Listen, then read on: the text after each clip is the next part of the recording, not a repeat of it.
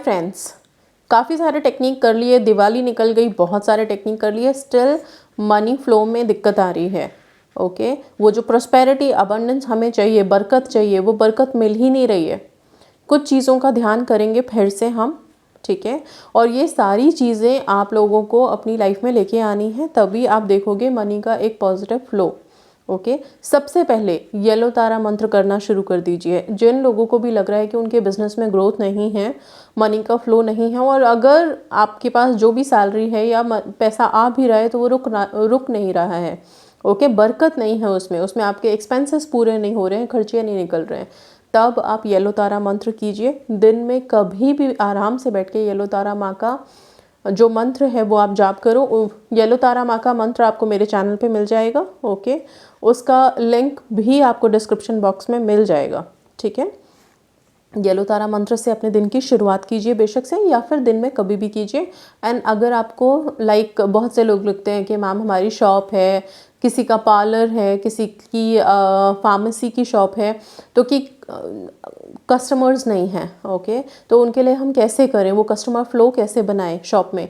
तो उसके लिए भी जब आपको लगे कि ऐसा कुछ स्लो जा रहा है तो येलो तारा मंत्र इंस्टेंटली कीजिए, आपको काफ़ी हेल्प मिलेगी।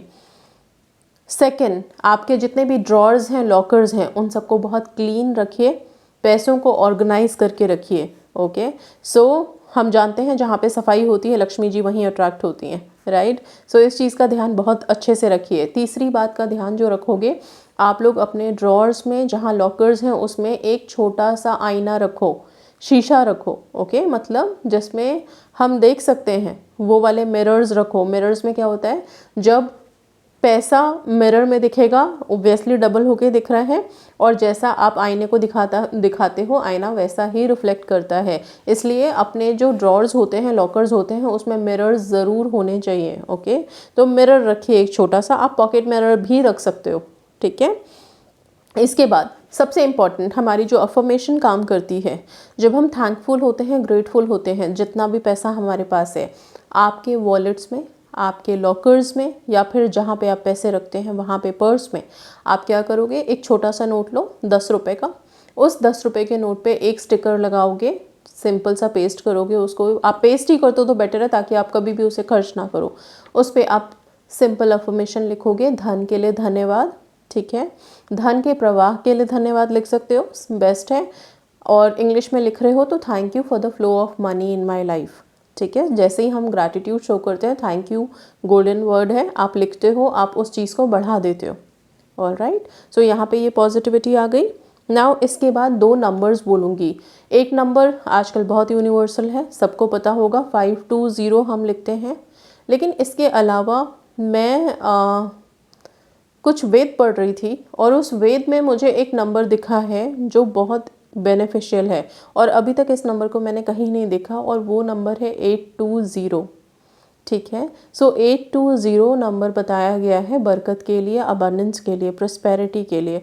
सो आप दोनों ही नंबर्स को ग्रीन कलर के पेन से छोटे से पेपर पे, वाइट पेपर पे लिख के अपने लॉकर्स में, ड्रॉर्स में, पर्स में, वॉलेट में, हर जगह डालें, बहुत अच्छा रहेगा। आप चाहें तो जिस नोट पे आपने स्टिकर लगाया है, thank you for the flow of money in my life, जो मैंने 10 रुपये के नोट पे बोला है, उस नोट पे भी आप ये दोनों नंबर्स ग्रीन कलर से लिखिए, 520 और 820, ठीक है। ये हो गया।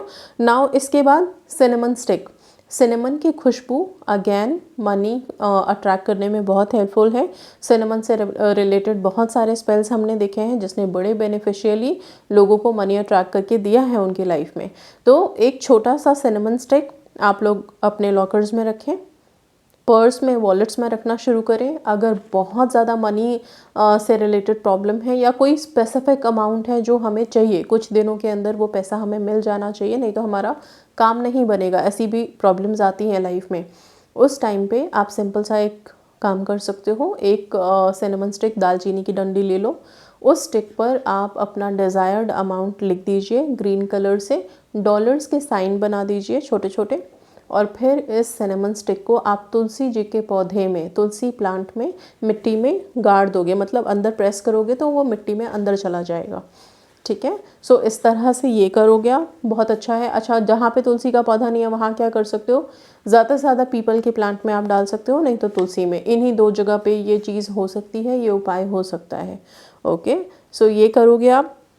इसके अलावा यस, एक चीज़ जो हमेशा ध्यान रखनी है, जिनकी फ़िक्स सैलरीज़ होती हैं, राइट, उनको तो ये होता है कि अभी हमारी इतनी फ़िक्स सैलरी है तो इसमें कहाँ हम सोचेंगे कि नेक्स्ट मंथ हमें कुछ बहुत ज़्यादा मिलने वाला है। सी बात वो नहीं होती है कि आपकी अर्निंग्स कितनी है, अर्निंग जितनी भी हो, आप कितना कमा रहे हो, वो कितना भी हो अमाउंट, लेकिन उसमें बचना चाहिए, सेविंग्स होनी चाहिए, वो आपको बरकत देगा। ठीक है, तो आपकी जो भी अर्निंग्स हैं उसमें से आप कुछ भी हिस्सा डोनेट करना स्टार्ट करो।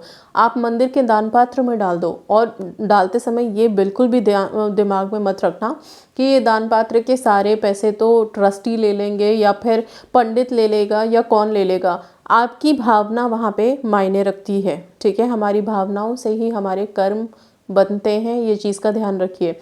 तो जब भी आप वहाँ पे डाल रहे हैं तो ये एक बहुत छोटा सा अंश है, ईश्वर को इसकी ज़रूरत नहीं है, लेकिन ये हमारा ग्रैटिट्यूड है उनको, और कुछ नहीं। आप ये कभी मत सोच के डालिएगा कि ये हम बड़ा दान कर रहे हैं और ईश्वर को हम दे रहे हैं। ईश्वर को हम क्या दे सकते हैं, ठीक है, बस ये हमारा उनको एक थैंक गिविंग है, एक छोटा सा हमारा, जितनी हमारी क्षमता है उसके हिसाब से हम उन्हें शुक्रिया कर रहे हैं। और हम सब जानते हैं जैसे ही हम शुक्राना अदा करते हैं, ग्रेटफुल होते हैं, चीज़ें डबल ट्रिपल होने लग जाती हैं, मैनिफेस्ट होने लग जाती हैं। ठीक है, सो सपोज़ मान लो अगर आपकी सैलरी कुछ 10,000 है, ओके, मिनिमम 10,000 लेके चलते हैं, तो कितना आप उसमें से डोनेट करोगे? आप चाहे 100 रुपये ही निकालो, चाहे 1000 रुपये ही निकालो, बट निकालो, डोनेट करो। मंदिर में डालो, या फिर आप जो नीडी होते हैं उनको आप डोनेट करो, कहीं पे भी निकालो, लेकिन एक अंश निकालो और किसी को दो, उनकी ब्लेसिंग्स लो। ठीक है, ये हो गया। नाउ इसके बाद यस, फेहू का जो साइन आप यहाँ पे देख रहे हो वीडियो में, ये फेहू का साइन बहुत इंपॉर्टेंट है मनी अट्रैक्ट करने के लिए। ठीक है, तो इसको ग्रीन कलर के पेन से अगेन प्लेन पेपर पे बना के छोटा छोटा चिट आप डाल सकते हो, अपने लॉकर्स में, पर्स में रख सकते हो। This will help you a lot. ठीक है, इसके अलावा एक मंत्र जो रोज़ाना आप जाप करना शुरू कर सकते हैं, और वो है श्रीम ब्रिजी। श्रीम जो वर्ड है वो लक्ष्मी माँ का बीज मंत्र है, ब्रिजी जो वर्ड है वो विश्वकर्मा भगवान का बीज मंत्र है। तो श्रीम ब्रिजी का मतलब होता है कि जब आप जाप करने लगते हो तो आपकी लाइफ में अपॉर्चुनिटीज़ आने लगते हैं। पैसा आएगा कहाँ से, कुछ रास्ते तो होने चाहिए उसके लिए, तो वो रास्ता ब्रिजी शब्द आपके लिए ढूंढ के लेके आता है अपॉर्चुनिटीज़, और श्रीम उस ब्रिजी, उस काम के साथ धन लेके आता है आपके पास।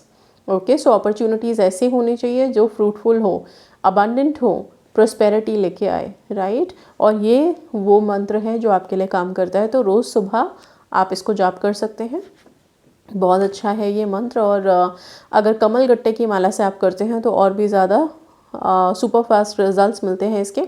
काफ़ी ज़्यादा लोगों को रिजल्ट्स मिल चुके हैं, इसलिए इतने विश्वास के साथ आपको भी बोल रही हूँ।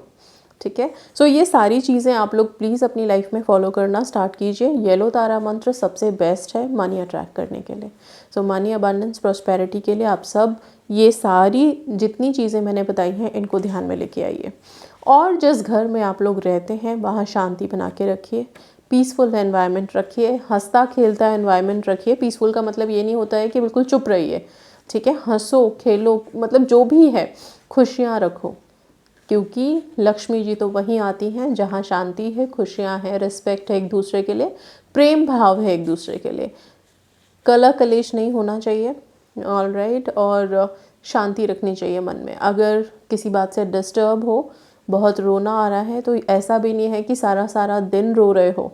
रोना असल में क्या करता है, ठीक है, थोड़ी देर के लिए हमारे मन को हल्का करता है, लेकिन कुछ लोगों की आदत होती है कि वो हफ्तों महीनों सिर्फ रो रो करके दिन बिता रहे होते हैं। इससे होता क्या है, आप अपने लिए ही नेगेटिव एनर्जीज अट्रैक्ट कर रहे हो। तो मैं कहती हूँ ना, खुश रहो, खुशियों को ढूंढ के लेके आएंगी।